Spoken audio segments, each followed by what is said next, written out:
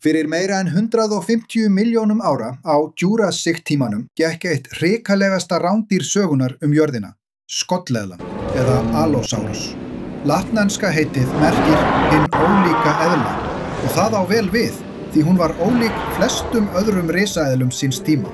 Skollleðlan var 8 til 10 metrar á lengd með sterkan líkama, langan hala og 3 hvassar klær á hverri hendi.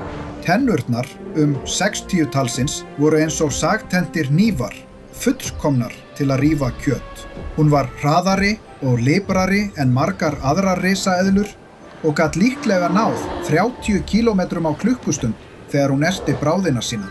Sumir vísindamenn telja að skollleðlan hafi ekki bitið eins og grameðlan, heldur notað höfuðið eins og sveðju, sveiflað því niður með opinn kjaftinn og skorið í hold á bráðinni með sagtönnunum með þess að sungra beinunum.